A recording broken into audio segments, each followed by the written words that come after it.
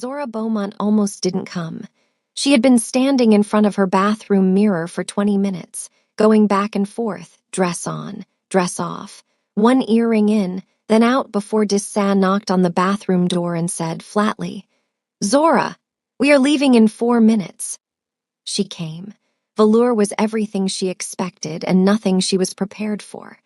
Dark and warm, cedar-scented, with lights turned low enough that everyone looked like the best version of themselves.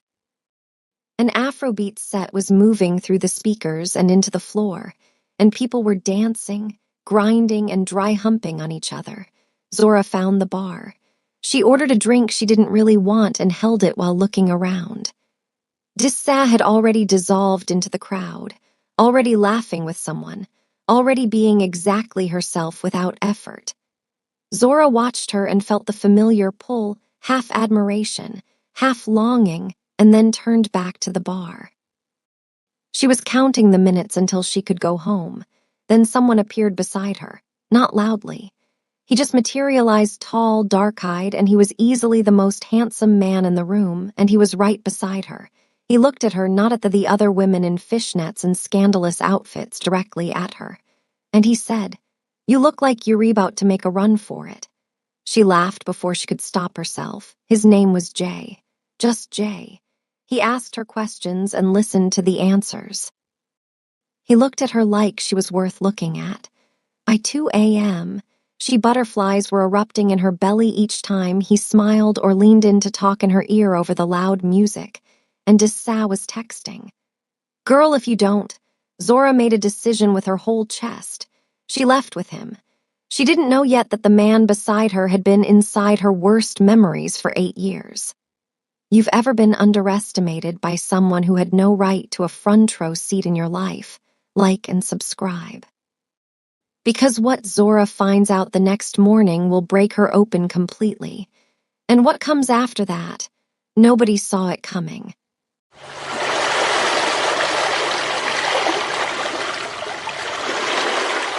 Chapter 2, the hotel was only 6 blocks from Velour. Zora walked beside Jay in the Atlanta night air, and for once in her adult life she wasn't running a damage assessment on herself. She wasn't asking, "Why would he want you?" Or, "What happens when he really looks at you?"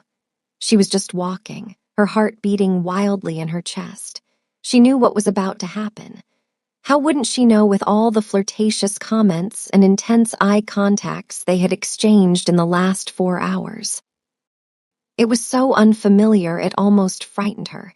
She had spent 23 years learning to disappear in plain sight. Not dramatically. She hadn't run away or gone silent or made herself invisible. She had simply learned, very early and very thoroughly, that the safest version of herself was the smallest one. It started in her mother's kitchen. Claudette Beaumont was not a cruel woman. That's what made it so hard. She was a church-going, Sunday-cooking, genuinely loves her children kind of mother. And she had spent Zora's entire childhood watching her eldest daughter's plate with an expression that said, "I'm worried about you," when what it communicated was, "You are too big. Baby, push away from that plate. Men don't want all that tummy rolls." She said it like she was passing down wisdom, like she was doing Zora a favor. Zora was 9 years old the first time she heard it, and she nodded and moved her fork away and felt something go quiet inside her that hadn't been quiet before. Her sister Priya never heard it. Priya had what the aunts called good genes. Slim and bright-eyed, praised at every holiday table, held up without ever knowing she was being used as a comparison. Priya wasn't cruel about it. She just didn't notice. Children who aren't being compared rarely do. Zora noticed everything. By middle school, she had developed a talent for reading rooms, who was watching her, who was whispering, where the exits were. She walked into spaces already braced. She dressed to reduce commentary rather than to express anything. She ate what she wanted when she was alone and performed restraint in public. And she was 11 years old, and she already understood that her body was considered a problem that belonged to other people. Then came Westbrook High and Hyeon Yi Woo. He arrived sophomore year from Charlotte's tech community. His father had relocated the family for business, and he came with cheekbones and a leather jacket and the easy, unbothered confidence of someone who had never once felt like an intruder. He was funny, magnetic. People hovered around him without being asked. Zora noticed him. He was very handsome, but she didn't dare dream that he would ever look her way. But he did, not just in the way she would have wanted. He saw her on a Tuesday in October. They were in the cafeteria. Zora was walking to her usual table, the one near the window at the back, away from the main crowd, and Hyeon-yi was holding court 2 tables over, and as she passed he said it, loud enough for his table but soft enough to seem casual. "Zora the Bora." The table laughed. Zora's face went red. She wanted the ground to open up and swallow her, but she kept walking. She sat down and opened her lunch and took 1 breath, then 2, and she did not cry because crying in front of them was the one thing she refused to give him. But it didn't stop. He was never violent, never obscene. He operated in the register of plausible deniability, the kind of cruelty that, if you reported it, would be met with, "It was just a joke," and a room full of people who agreed. He'd pass her locker and moo under his breath, just loud enough. He'd choose the desk beside her in group projects, and then perform shock when asked to pair with her, exaggerated, theatrical, always with an audience. The worst was the presentation, junior year, AP Biology. She was assigned to present with 3 others, and Hyeon-yi was in the audience, and 2 minutes into her section he shifted in his seat and said, in a stage whisper to the boy beside him, "Is that chair going to hold?" The class erupted. Zora stood at the front of the room with her poster board and her notes and her pounding heart, and she finished her presentation. Every word. She did not skip a single sentence. She got full marks. She went home and cried in the shower for 45 minutes. Dissa had wanted to fight him. Literally, "I will fight that boy, Zora, say the word." But Dissa fighting him would have made it worse, would have made Zora the girl who needed rescuing, which was its own kind of humiliation. Tamaz was different. Tamaz Whitfield, quiet, bookish, the 3rd point of their small triangle, sat with her in the library the afternoon after the presentation and didn't say anything for a long time. He just held her hand over a chemistry textbook and let her be sad without trying to fix it. That small act of witness was more than most people ever gave her. She survived by compartmentalizing. She filed Hyeon-yi Woo away in the deepest part of herself and graduated and moved to Atlanta for college and told herself she was starting over. Atlanta helped. Mostly, she built a life real and good in its way. A UX design career she was genuinely proud of. An apartment with a bay window she loved. A vinyl collection. Dissa, who had followed her south and remained her most constant person. Small joys, carefully tended. What she couldn't build was closeness. Every man who got near her tripped something, an old, deep alarm that said, "Wait, don't. They'll see you and then you'll be the joke again." She'd pull back before anything could develop. 2 kisses in 23 years. No love. A loneliness that had been with her so long she'd started treating it like furniture. Until tonight. She stood outside the hotel now, Jay's hand warm at the small of her back as he held the door, and the alarm, that reliable, faithful alarm, had not gone off once all evening. Not once. She didn't know what to do with that. She walked through the door anyway. The morning, she would wish she hadn't, but not for the reason you'd expect.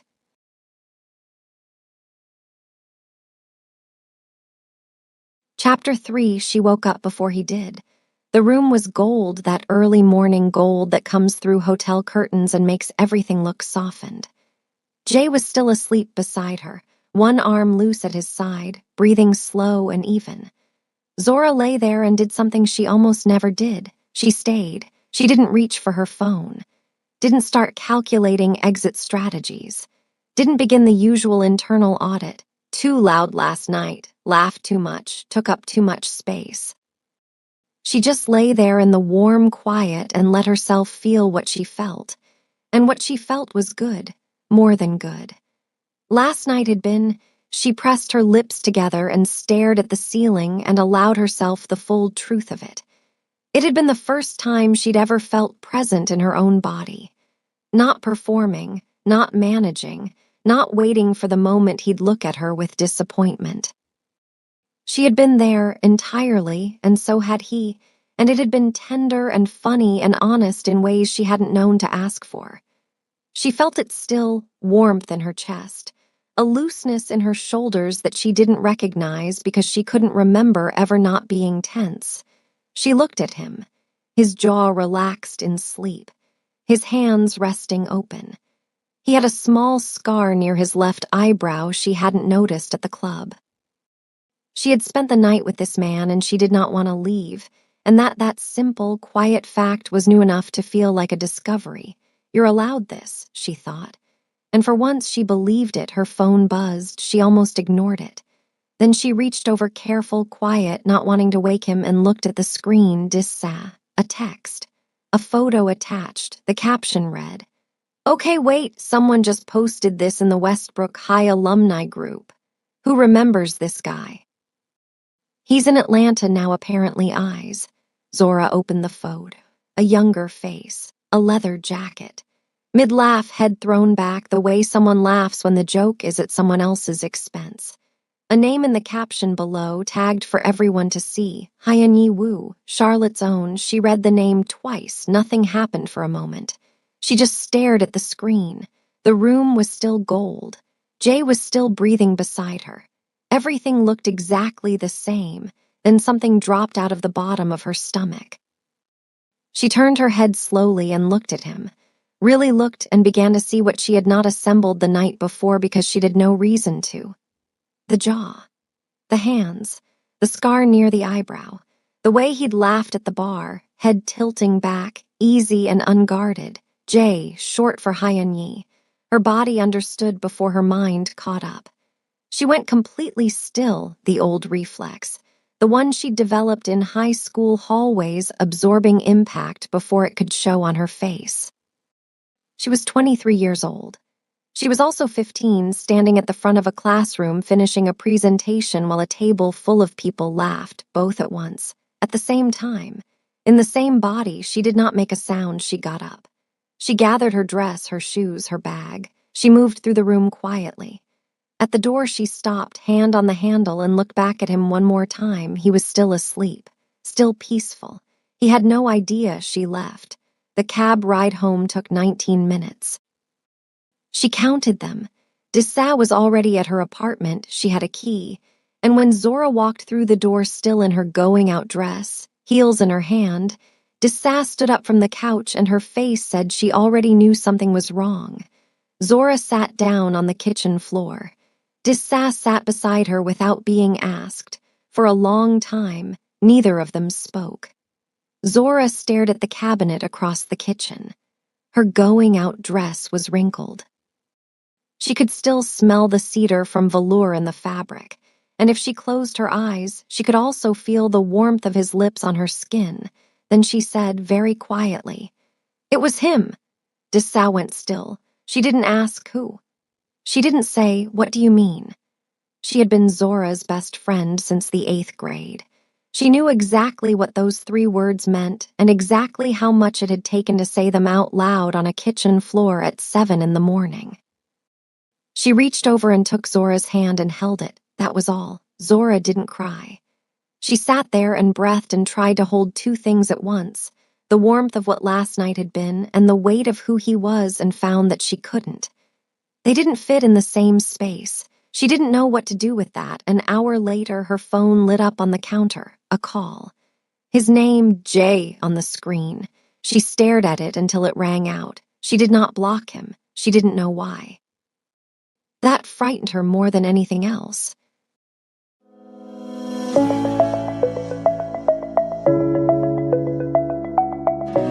Chapter 4, he called again that evening. She watched the phone from across. It rang 6 times. Stopped. A minute later, a text appeared, "Hey, I don't know what happened this morning. Just want to make sure you're okay. She read it 4 times. Put the phone face down on the coffee table. Went to bed. That was day 1. Day 2, she went to work. She was a UX designer at a mid-sized tech firm in Midtown, and her job required her to be precise and calm and focused on other people's problems, which suited her fine for the next 8 hours. She presented wireframes in a team meeting. She gave feedback on a prototype. She ate lunch at her desk, a habit she'd formed not out of busyness, but because the office kitchen required too much small talk and she didn't have the bandwidth for small talk right now. Her manager told her the Henderson project looked great. She said thank you and meant none of it, because her mind kept circling back to the same thing. He had been Jay at the bar.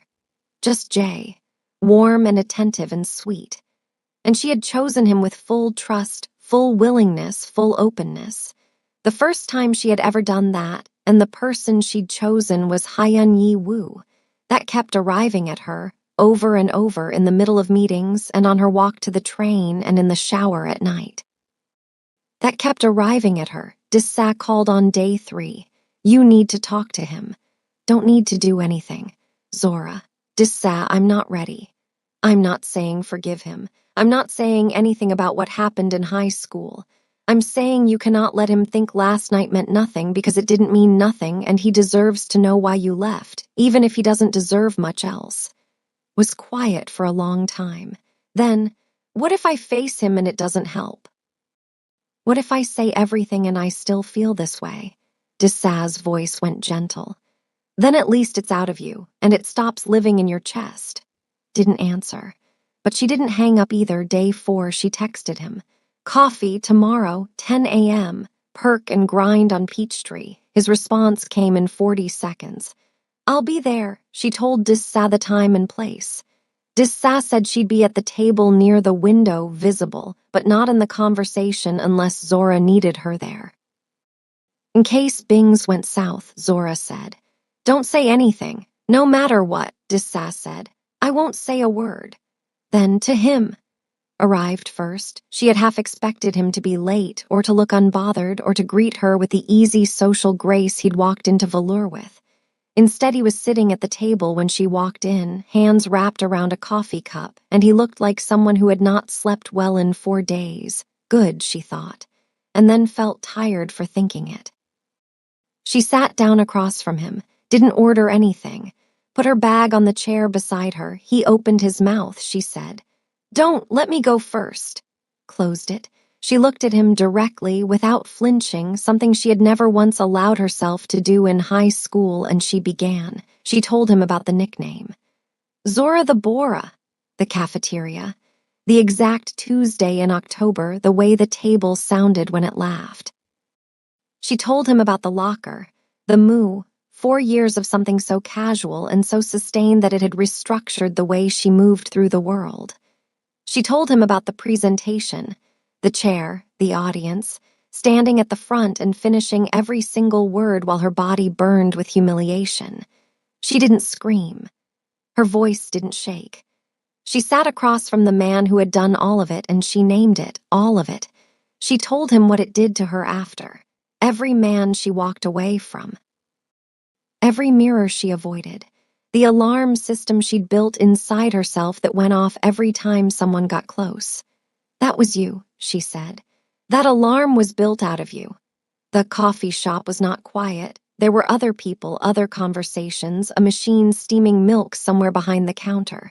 But between them there was complete silence. Hyun-Yi's jaw was tight. His eyes were red at the edges. He did not look away from her. He said, You deserved none of it. I was a coward performing for people who weren't worth it, and I aimed it at the person least likely to crumble. A pause. You never crumbled, I never forgot that. She stared at him. She had walked in here wanting his guilt, his shame, something to confirm that he was exactly who she'd filed away in the deepest vault of herself, small, cruel, unchanged. He had given her something she didn't know what to do with instead, something that almost made sense. She hated him for that.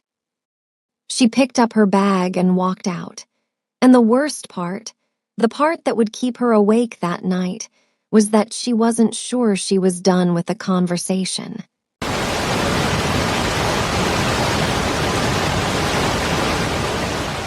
Chapter 5. 3 weeks passed. Zora did not call Hyun-yi. He did not call her. The silence between them was not peaceful, it had weight and texture, but she had decided, somewhere around day 5, that she was done letting him take up space in her head that she hadn't offered him. She was trying something new. She was trying to move forward. Dessa hosted dinner on a Friday, nothing formal. Just 4 people around a small table in her apartment. Jerk chicken from the place on Edgewood. Candles because Dessa believed every meal deserved candles. The 4th person was Callum Reeves. Dessa had mentioned him once briefly. He's an architect. He's good people. Just come. Zora came. Callum was tall, dark-skinned, with warm eyes and an unhurried way of speaking that made everything he said feel considered. He brought wine, not because anyone asked, just because he'd thought to. He asked Zora what she did about 20 minutes in, and when she explained UX design, the user research, the wireframing, the way she thought about how people moved through digital spaces, he leaned forward slightly and said, "So you're basically trying to make people feel less lost." She blinked. "Yeah, that's exactly it." Nodded like she'd confirmed something he'd already suspected. By the end of the evening, she had laughed more than she had in 3 weeks. He walked her to her car like a gentleman and said he'd like to see her again if she was open to it. She said she was open to it. And she was open to it. The following Saturday, he showed up at her door with sunflowers and said he'd heard there was a farmer's market on Ponce he'd been meaning to try. They walked through it for 2 hours. He didn't hold her hand at first. Then, somewhere between the honey vendor and a table of handmade ceramics, his hand found hers without announcement, without asking, without making it a moment.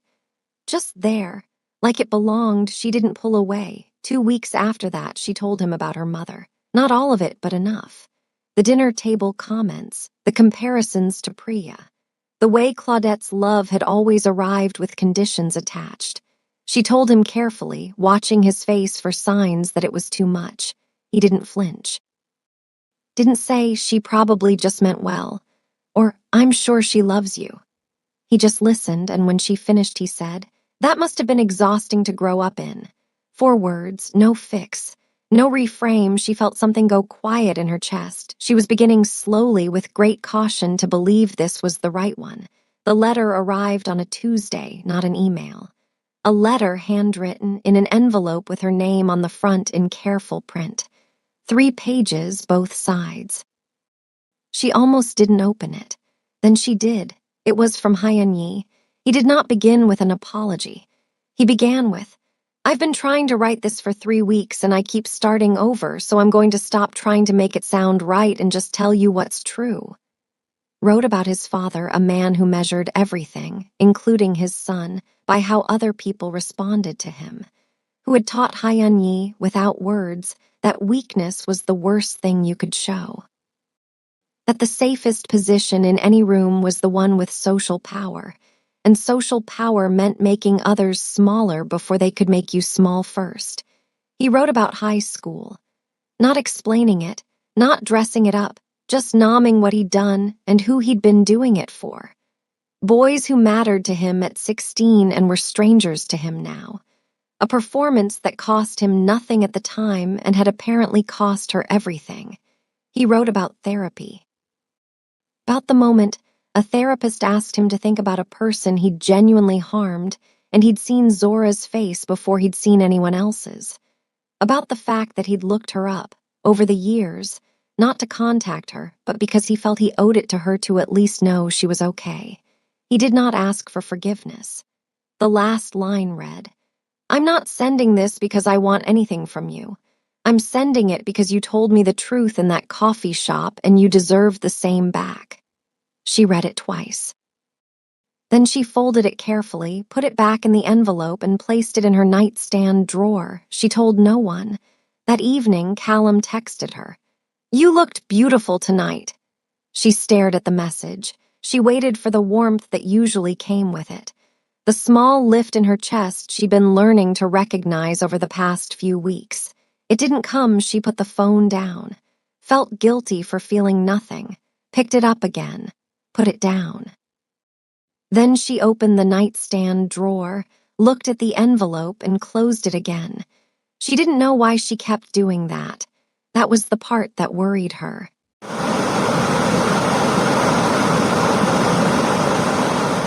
Chapter 6. It happened in the same week, both of them.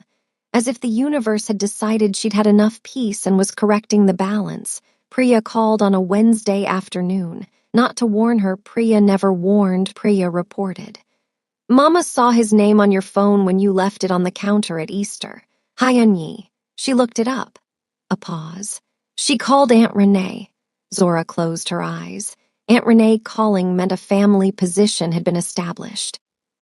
It meant by Thursday, everyone would have an opinion, and by Sunday someone would bring it up at dinner, and the conversation would be about her the way conversations in her family were always about her, concerned on the surface, critical underneath.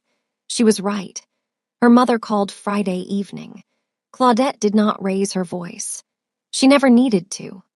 Her power was precision, the ability to find the exact sentence that would do the most damage and deliver it in a tone that sounded like love.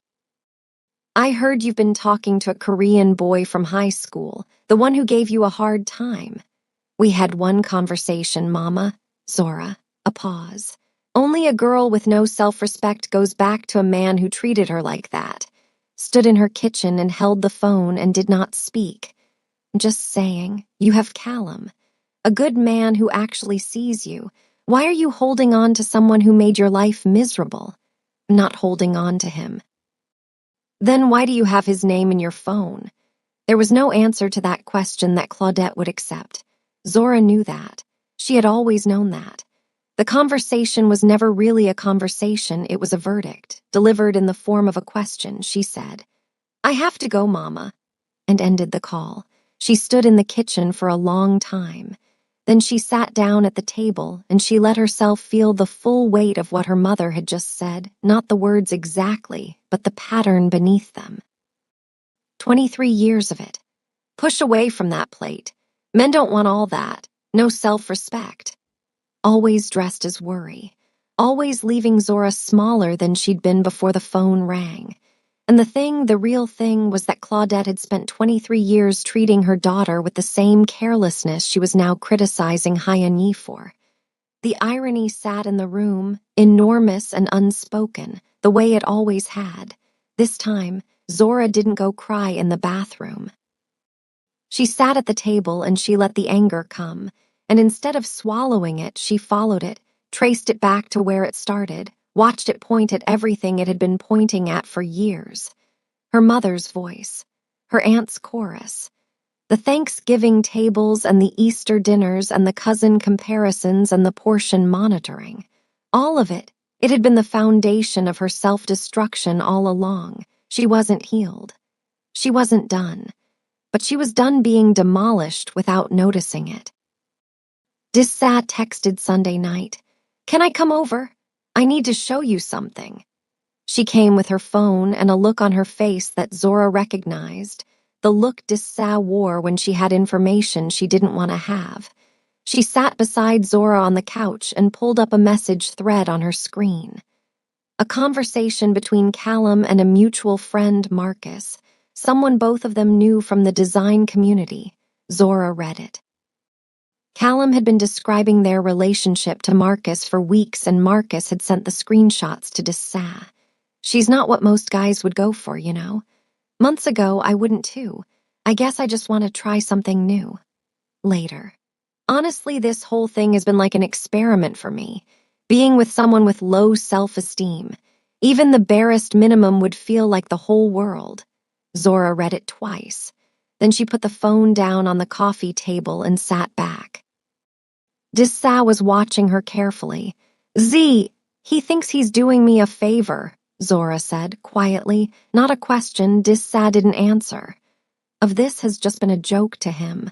She looked at the ceiling. And I almost let him. She understood, sitting there, why his attention had felt so familiar, why she'd accepted it so readily. It looked like being chosen. It felt like being seen. But it wasn't. It was being pitied, wrapped in warmth, handed to her in the same packaging her mother's criticism had always used. She had been here before. She had just never been able to name it. Have to end it, she said. I know, Dissa said. She had no safe place now. Her family was a wound. Callum had been a performance. And Hyeon-yi, complicated, honest, responsible for the worst years of her life, was still in a nightstand drawer she couldn't stop opening. For the first time, she had nowhere to hide. She sat with that, and somewhere underneath the wreckage, something in her went very still and very clear. She picked up her phone, not to call Callum, not to call her mother. She opened the nightstand drawer one more time, and this time she didn't close it.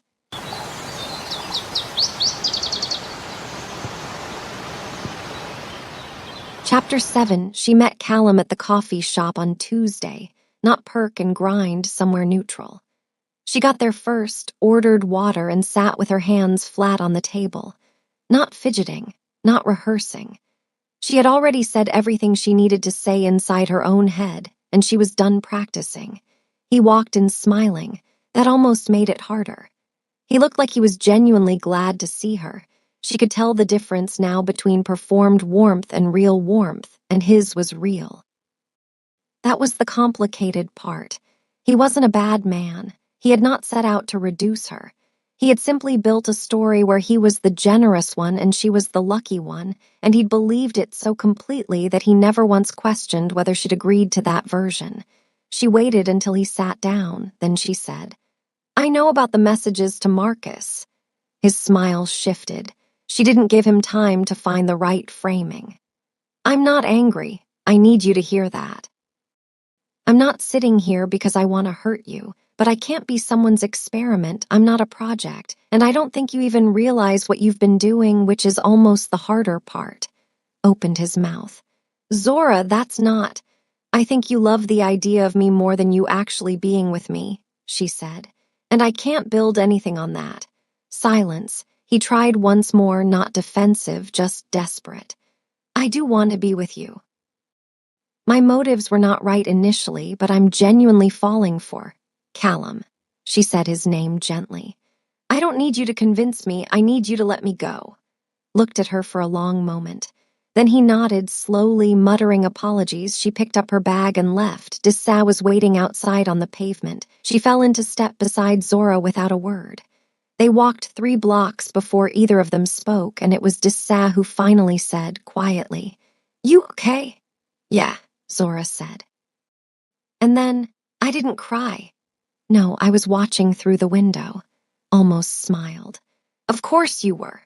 That night, alone in her apartment, she put a record on. She didn't choose it deliberately, just pulled one from the shelf, set the needle down, and went to sit by the bay window. The city was doing what the city always did, indifferent and bright and enormous outside the glass. She tucked her feet under her and listened to the music and let her mind go where it needed to go. It went to her mother first.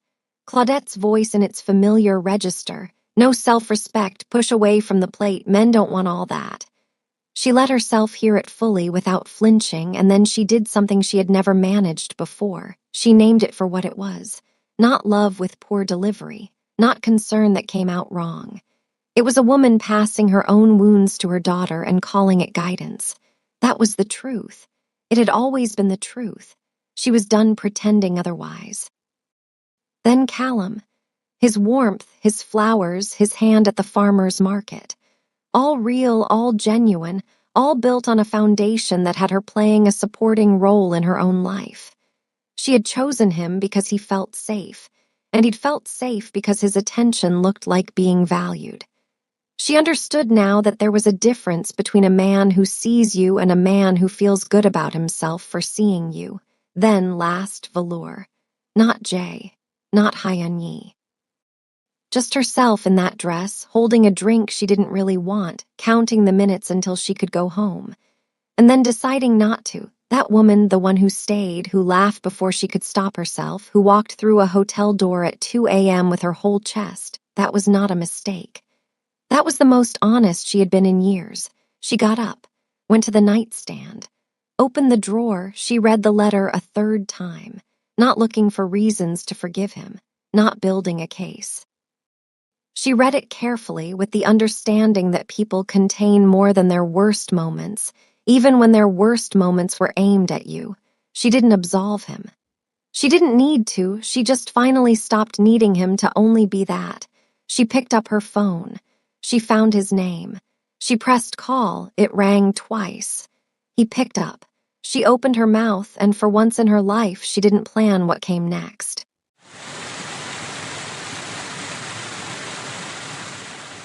Chapter 8, It's Zora, she said, as if he wouldn't know. A pause, not long, just enough to tell her he was being careful with this. I know, he said. Hi, just hi, no rush to fill the space. She had expected him to say more, and the fact that he didn't made her breathe a little easier. Want to talk, she said. In person, not a coffee shop. Okay, my apartment, tomorrow at 7. Another pause. I'll be there. She hung up, sat back. Put the phone face up on the bed and stared at the ceiling and thought, I don't know how this ends. And then, that's okay, that was new. He arrived at 7 exactly. He knocked, didn't text that he was outside, didn't call ahead, just knocked. She appreciated that. She opened the door and he was standing in the hallway in a dark jacket, hands at his sides, and he looked the way he'd looked at the coffee shop, like a man who had been honest with himself about what he deserved and had stopped expecting more. In, she said. He came in. He looked at her apartment, the bay window, the record shelf, the small, careful life she'd built, and he didn't comment on it. He sat where she gestured and he waited. She sat across from him. She had not rehearsed this. She had made a decision not to, because every time she'd rehearsed things in her life, she'd ended up managing the other person's feelings instead of telling her own truth. So she just opened her mouth and let it come. Not calling you because I've forgiven you completely, she said. I want you to know that. Forgiveness isn't a switch I can flip. What you did in high school is still in me. It changed how I moved through the world for 8 years, and I can't hand that back to you just because you've grown up. Nodded. He didn't interrupt. And I'm not calling because of velour. That night it was real. But I'm not here because of one night. She looked at him, directly. The way she'd looked at him in the coffee shop, the way she'd refused to look at him in high school because looking at him had always meant bracing for impact. I'm done making decisions from that place in me that's waiting to be humiliated. I've been doing it my whole life. Leaving before anyone could make me leave, choosing safe over true, never staying long enough to find out what happens if someone actually knows me and stays anyway. She paused. I called you because I'm done with that, not because you earned it. Because I decided to stop running and you happened to be the thing I was running from. Was very still, she said. I'm not starting over with you. I'm not pretending the past didn't happen, but I'm also not letting it be the last thing that defines me. The room was quiet, then Hyani said, That's more than I deserve. Yes, she said, it is.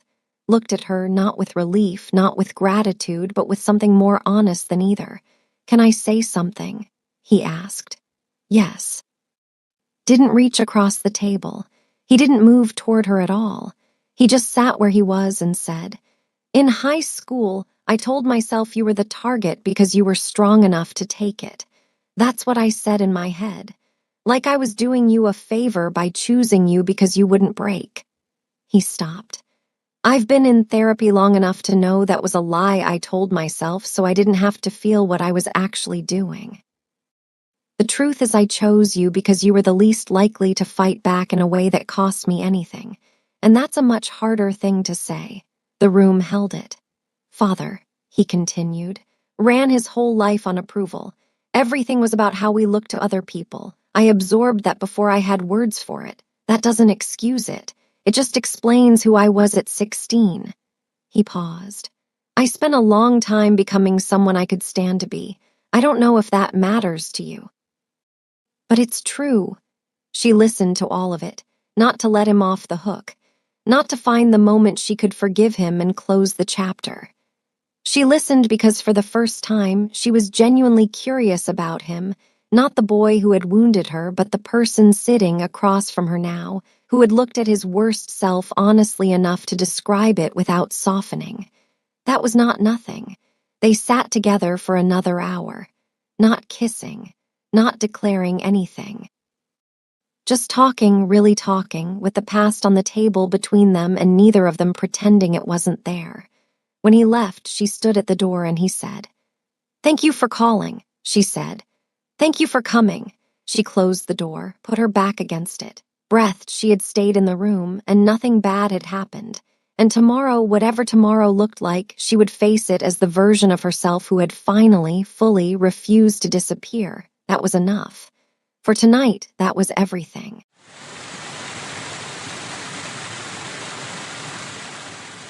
Chapter 9. Time passed the way it does when you stop fighting it.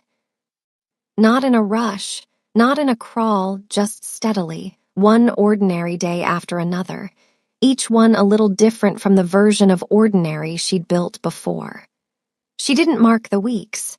She just lived in them, and slowly, the living began to feel less like something she was struggling to do and more like something she was actually doing.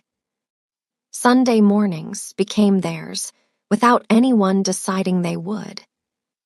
It started with one, Halanya, showing up at her door with coffee because he'd been in the neighborhood, which was only half true and they both knew it. Then another. Then a third. By the fourth Sunday, she didn't think of it as something new. She just thought of it as Sunday. They were at her kitchen table when the argument started. It was about nothing. A documentary she'd recommended that he'd watched and hadn't liked, and she'd taken it more personally than made sense, and he'd pointed that out, and she'd told him that wasn't the point, and for about 4 minutes they were both talking over each other. Then he said, very seriously, "I just think the narrator had no energy." And she stared at him. The narrator won an award. For what? Putting people to sleep. She laughed before she could stop herself. It came out loud and unguarded, and he laughed too, and just like that the argument dissolved into something warm. He reached across the table and took her hand. He didn't make it a moment. He just did it, the way he'd been doing small things, consistently and without performance for weeks now. She looked at their hands and felt the full truth of it. This was not a fairy tale. He had been someone who hurt her deeply. She had been someone who almost let fear write the rest of her story. They were building something on ground that was complicated, and they both knew it, and they were building it anyway. That was not a small thing. She was learning what real looked like. Brunch with Dussa was the following Saturday. They sat across from each other at their usual place, corner table, good light, the menu they both knew by heart but always pretended to read. Dussa had mimosas. Zara had coffee. They talked about Dussa's job, about a show they were both watching, about nothing important and everything that was. At some point, Dussa went quiet and just looked at her. Zara looked back. What? Dussa shook her head slowly. Then she picked up her glass. Zara picked up hers. They didn't say a word. They didn't need to.